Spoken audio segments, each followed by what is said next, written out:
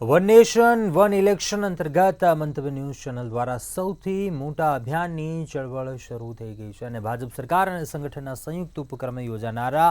મહાઅભિયાન માટે જિલ્લા ભાજપ અને શહેર ભાજપમાં બેઠકોનો ધમધમાટ શરૂ થઈ ચૂક્યો છે। ગાંધીનગરના શહેર જિલ્લા કાર્યાલય કમલમ ખાતે વન નેશન વન ઇલેક્શનના ઇન્ચાર્જની અધ્યક્ષતામાં મહત્વની બેઠક મળી હતી, જેમાં જિલ્લા ભાજપ પ્રમુખ અને ગાંધીનગર જિલ્લાના ધારાસભ્ય ઉપસ્થિત રહ્યા હતા। તેમણે 15 જૂનના રોજ યોજાનારા વોકેથોન અને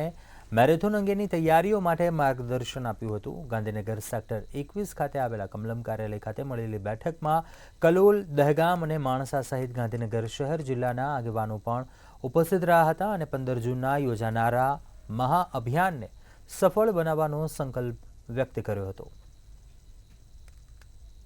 આ વન નેશન વન ઇલેક્શન આજના સમયની અંદર ખૂબ જરૂરી આ બિલ છે। દેશના વિકાસ માટે, દેશની પ્રગતિ માટે, દેશનો ખર્ચો બચાવવા માટે આ one nation one election bill ખૂબ જરૂરી છે અને જે જાગૃત નાગરિકો છે, શિક્ષિત નાગરિકો છે, એ પણ આ બિલ માટે માંગ કરી રહ્યા છે, આમાં જોડાઈ રહ્યા છે। પણ વધારેમાં વધારે પ્રચાર પ્રસાર થાય, નીચે સુધી આ one nation one election bill પહોંચે, એના માટે ગાંધીનગરની અંદર જે કાર્યક્રમો કરવામાં આવી રહ્યા છે, સમગ્ર દેશની અંદર આ કાર્યક્રમ કરવામાં આવી રહ્યા છે। જ્યારે આ અભિયાન ચાલી રહ્યું છે ત્યારે મારી સૌ પ્રજાજનોને વિનંતી છે કે આની અંદર ખૂબ મોટી સંખ્યામાં આપણો અભિપ્રાય આપીએ, કારણ કે દેશને વિકસિત કરવો હશે તો વારંવાર ઇલેક્શનોના જે ખર્ચા દેશ ઉપર પડે છે અને જેટલો સમય વેડફાય છે એની અંદરથી દેશને બહાર લાવવો જ પડશે અને એના માટે આજે વન નેશન વન ઇલેક્શનનું જે અભિયાન શરૂ થયું છે એને સૌ ટેકો આપશો એવી સૌને નમ્ર અપીલ અને વિનંતી કરું છું। આજે ગાંધીનગર જિલ્લાની એક બેઠકનું આયોજન થયું છે। એની અંદર